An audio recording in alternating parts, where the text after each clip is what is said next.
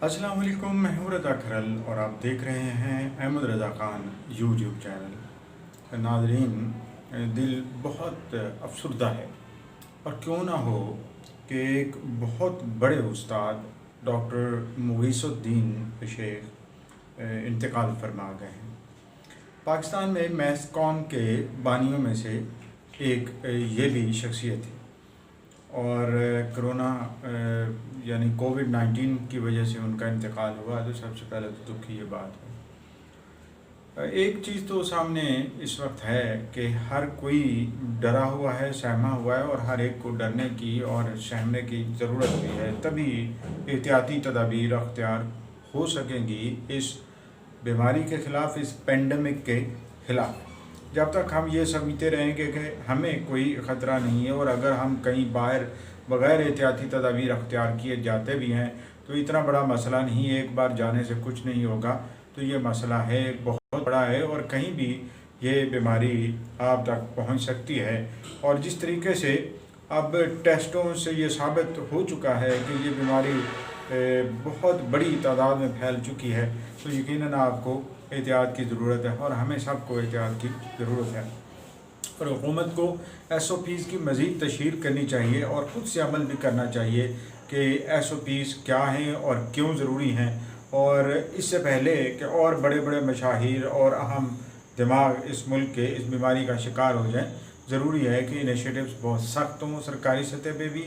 और जिस तरीके से डॉक्टर यास्मीन साहिबा वज़ीर सेहत पंजाब कह रही हैं कि वो मज़ीद लॉकडाउन करने जा रही हैं और सख्त लॉकडाउन करने जा रही हैं उन इलाकों का जहाँ पे ये बीमारी ज़्यादा फैली है, तो यकीनन ये मुस्तहसन कदम होगा इन हालात में जबकि हम बहुत बड़ा नुकसान पहले ही कर चुके हैं और 1,80,000 से ज़्यादा लोग इस बीमारी का शिकार हो चुके हैं। दूसरी तरफ जो उम्मीद की किरण है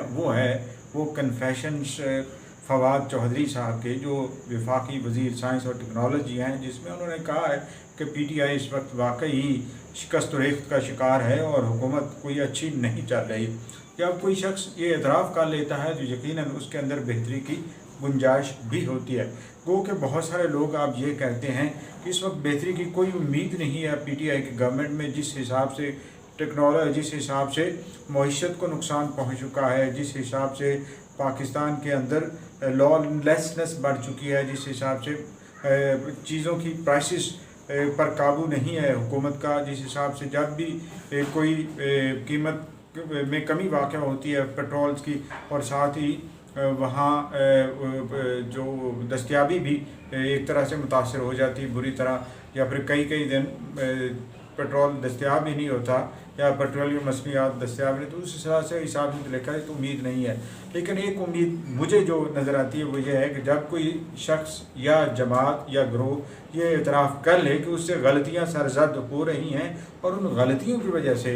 मसाइल दरपेश हैं मुल्क को या सोसाइटी को, या उनकी वजह से बहुत सारे मसाइल हैं, तो यकीनन बेहतरी की गुंजाइश फिर होती है, रेक्टिफाई करना आसान हो जाता है। तो जिस तरीके से फवाद चौधरी ने कहा है कि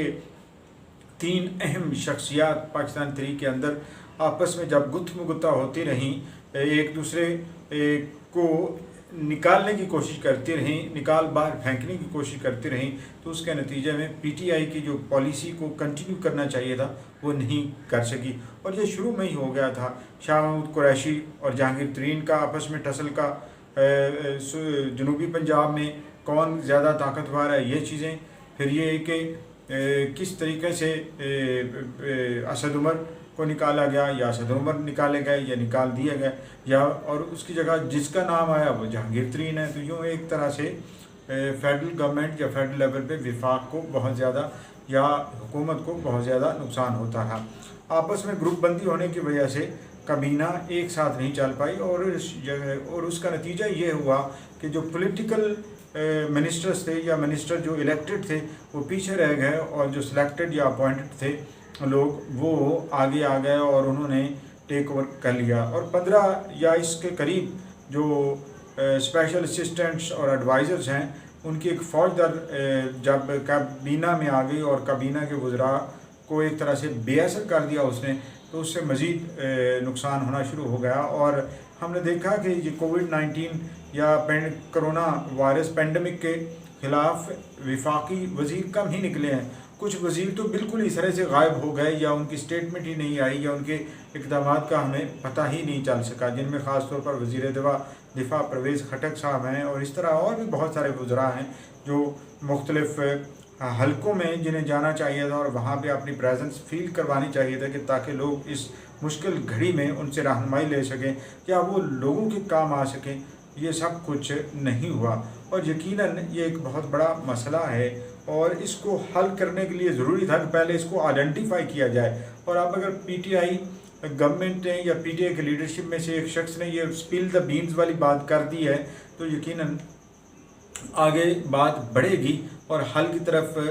भी लोग जाएंगे। और अपोजिशन तो इस वक्त इस पोजीशन में नहीं है कि वो इनकी रिप्लेसमेंट कर सके या इनकी टांगें खींचे, क्योंकि ख़ुद ही ये आपस में इतने उलझे हुए हैं ये वज़रा कि इमरान खान का इन पे असर ही कम दिखाई देता है। उसके बाद यानी वफाकी वज़ीर चौधरी फवाद की उस प्रेस टॉक या जो वॉइस ऑफ अमेरिका के साथ बातचीत हुई थी उसके बाद से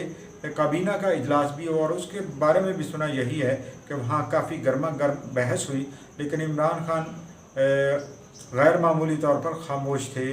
इस मीटिंग के दौरान, जैसे ज़राए बताते हैं। और वो क्यों खामोश हैं या एक तरह से क्यों एतराफ़ करते नज़र आते हैं या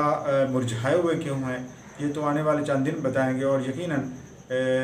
फवाद चौधरी ने मेरे नज़दीक ये बात मंजर आम पर लाकर एक तरह से इमरान खान को एक मौका दिया है कि वो रेक्टिफाई करें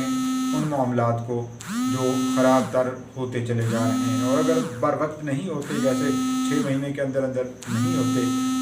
तो फिर इस हुकूमत का